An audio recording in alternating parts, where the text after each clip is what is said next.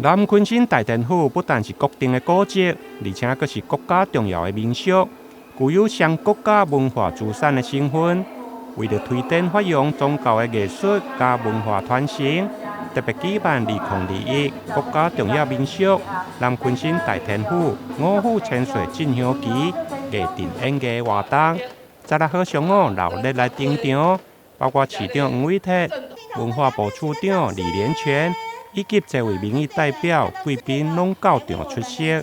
附近的各种国色，搁一寡重要的知名度的人头来做义政表演。哦，这是要传承咱的公庙文化，传承咱的义政文化。哦，所以嘛是爱需要咱的政府来大力支持。哦，而且非常感谢咱所有欢迎咱所有贵宾莅临。台南是宗教之都。咱嘛是台湾第一个都市，过3冬就要庆祝建城400年。但这400年的历史中间，咱的宗教文化占有上重要的一个位置。所以呢，咱非常欢喜，嘛非常感谢咱昆新大天府对着宗教以及对着艺术、对着文化的注重。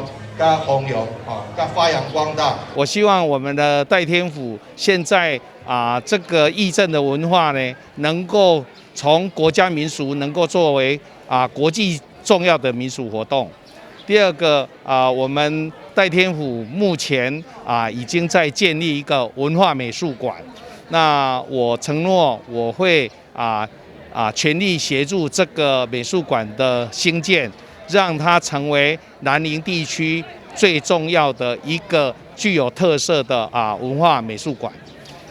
第三个，北门地区是除了有代天府的美好的观光胜地宗教胜地，但是这里的盐田风光以及有最佳国际级的夕阳的基地在真亚卡。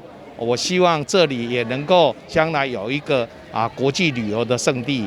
南昆新大天府主事5府千岁，原本要在今年6月初举办的进香旗艺阵演艺的活动，因为疫情的关系，延到10月16、17两天来登场。